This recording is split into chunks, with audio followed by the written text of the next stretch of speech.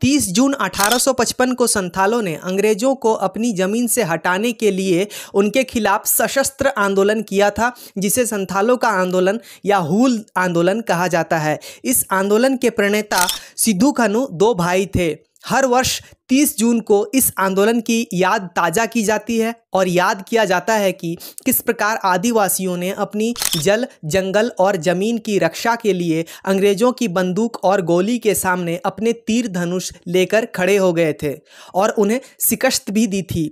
हूल का परिणाम यह हुआ था कि संथाल परगना के क्षेत्र में एसपीटी एक्ट लागू हुआ और आदिवासियों को लाभ यह मिला कि उनकी ज़मीन बिकने से बच गई। इस एक्ट के प्रभाव से आदिवासियों की ज़मीन बेची नहीं जा सकती है। इसके अलावा दोस्तों, अंग्रेजों ने हूल के नायक भाइयों सिद्धू कान्हू को फांसी की सज़ा दी थी, जबकि चांद भैरव के बारे में कहा जाता है कि उन्हें काला पानी की सज़ा दी गई।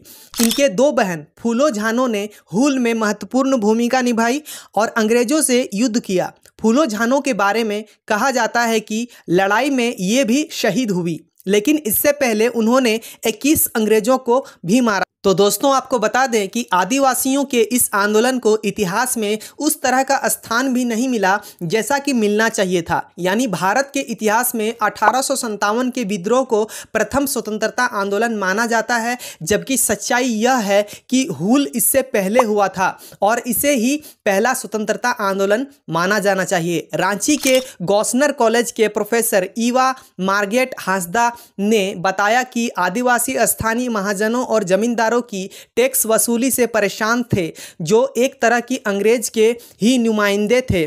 आदिवासी इस बात की शिकायत करते कोलकाता के लाट साहब के पास जाना चाहते थे। जब उन्हें रोका गया तो अंग्रेजों का गुस्सा फूटा और आंदोलन हिंसक हो गया।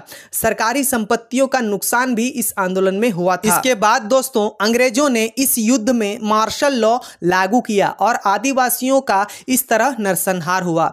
इस आंदोलन में 60,000 से अधिक आदिवासी और स्थानीय कामगार भी शामिल हुए थे जो आदिवासी नहीं थे।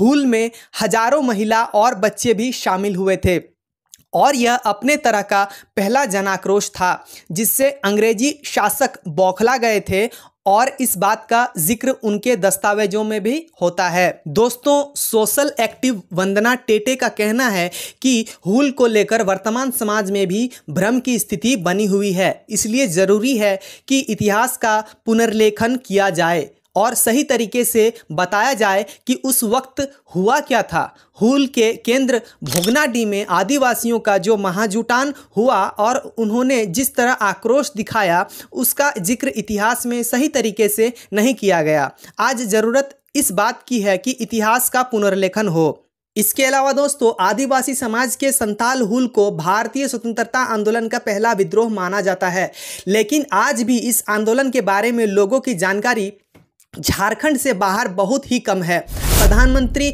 नरेंद्र मोदी ने आज़ादी के 75 साल पूरे होने पर आदिवासियों के आंदोलन को पहचान दिलाने के लिए 15 नवंबर यानी बिरसा मुंडा की जयंती को जनजातीय गौरव दिवस के रूप में मनाने की घोषणा की है। साथ ही उन्होंने हूल दिवस के मौके पर संथाल के वीरों को श्रद्धांजलि दी, जिसकी वजह से हूल दिवस को झारखंड के बाहर भी पहचान मिली है।